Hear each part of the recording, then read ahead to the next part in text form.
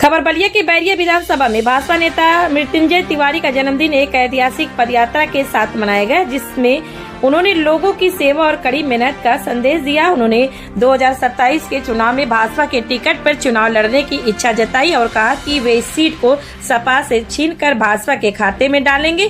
मृत्युंजय तिवारी ने कांग्रेस पर निशाना साधते हुए कहा कि कांग्रेस के शासनकाल में फिल्मों में हिंदू और साधु संतों को गलत तरीके से पेश किया जाता है, जबकि मुसलमानों को अच्छा दिखाया जाता है। उन्होंने कहा कि मोदी सरकार बनने के बाद से चीजें बदल गई हैं और अब सब कुछ कंट्रोल में है।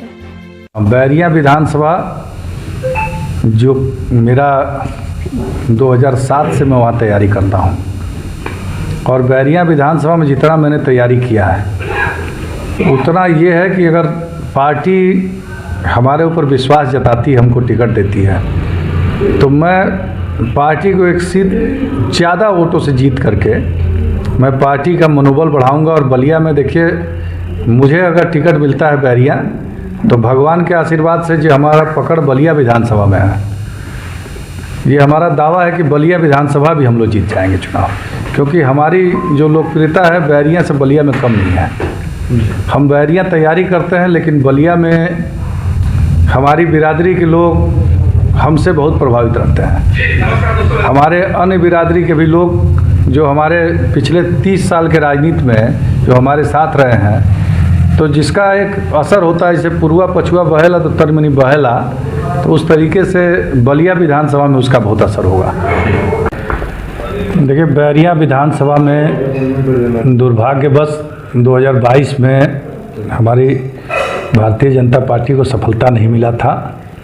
तो अभी से अगर हम लोग तैयारी नहीं करेंगे इस बार, हालांकि बैरिया विधानसभा भाजपा के लिए हमेशा अच्छी सीट रही है। हमारे पूर्व के नेता भरत सिंह जी वहाँ कई बार विधायक रहे,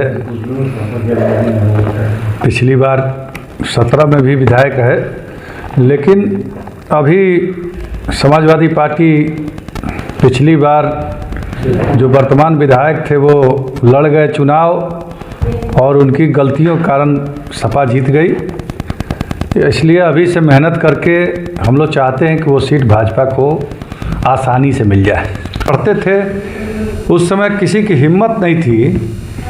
हिंदुस्तान में जब सिनेमा बनता था, कांग्रेस सरकार थी, तो हिंदुस्तान में अगर खूब बढ़िया और जुझारू दोस्त और ईमानदार दोस्त दिखाना होता तो अली मियाँ, बादशाह खान को दिखाया जाता था, और जितना बेईमान दिखाया जाता था, चुड़की वाला साधु को ठग दिया जाता था और ठग बनाया जाता था। तो ये चीज़ हमारे यहाँ लगातार परोसी जा रही थी।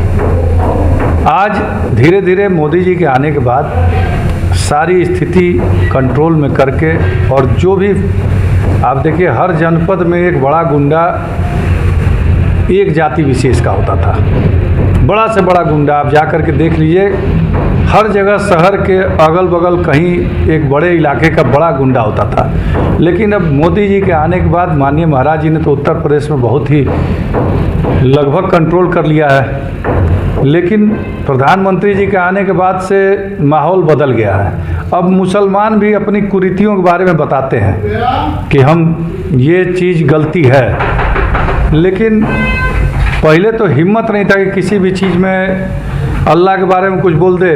हम लोग हिंदू धर्म के बारे में कई ऐसे पिक्चर हैं जिसमें साफ तौर पे दूध चढ़ाने के ऊपर तरह तरह के सवाल उठाए गए, भगवान के ऊपर प्रसाद चढ़ाने के ऊपर तरह तरह के सवाल उठाए गए। कभी किसी की हिम्मत हुई कि उसी पत्थर की परिक्रमा जाकर लोग मक्का मदीना में करते हैं, किसी की हिम्मत थी कहने की